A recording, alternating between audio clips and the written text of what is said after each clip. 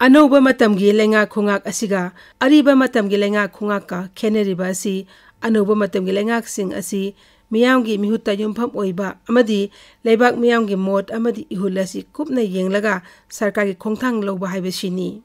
haukraba matamgi lenga singdadi sakti gi supli pairiba khut adu ningthogini aduna lengak aduda miyamgi mot amadi ihul yengdabana ayambani adubo manipur gi oinadi leibak miyamgi puning sokpa amadi miyamgi mota yaningdaba leiba matamda ningthogi hukum phauba handokpa leikre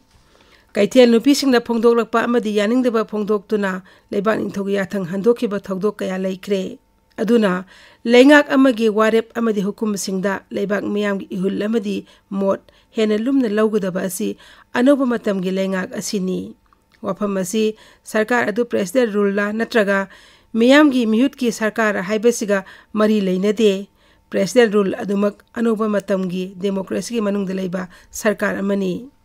wafam asi mangda thamlaga aikhoina lisingani kunmanga gi me kunda gwaltabida army gi kangbu amana manipur state transport thaba bus amadagi manipur muthatlaga makhata na chatpa yarani hairakpadagi tholakliba irang asi yengba yai numit aduda bus aduda manipur gi pangmising tongki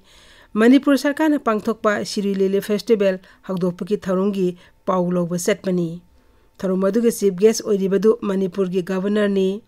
bus thinglakpa adudagi sauradana paumising tharumadu yaudana gwaltabidagi halakhi thawdok adu numit aduda amadi matang aduda loidre maramdi manipur gi manungda manipur haina thaba bus chatpa yaro haibasida miyamgi puning sohanki amadi yaningdabagi mot kaya lakhi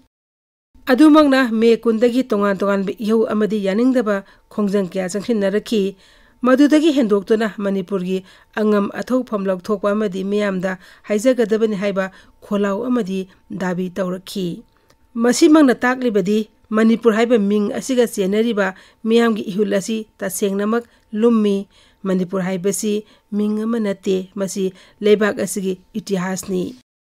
ming ase muttanaba amadi leibak asigi itihaski mamal hanthadana mirol kayana lawkhiba thaudang adugi ahingba symbol amani thawdok adu wathok amakhakta oina yengba yaraktre adunani wathok adugi inquiry committee semle wathok adigi maramda thijin khosin gani hairabasu miyamgi puning phathaba ngamdribasina taklibadi miyamgi ihul lamadi mot asi yam haksin khre aduna lengakpa matamda miyamgi ihul asi khangna karamna khongthangadagi amadi karamna warip ama lawgudagi haibasi yamna lubu wafam oire manipur gi governor in council na wafam asi officer khargi thakta yengba natabada hanadagi pungning soklaba manipur gi miyamna pamliba amadi makhogi apunba mot asi karino khangba sanglai aduta natana manipur gi leiriba akhang ahi amadi makal khudingmaki lusingba singa tanaduna warip ama lawba sangi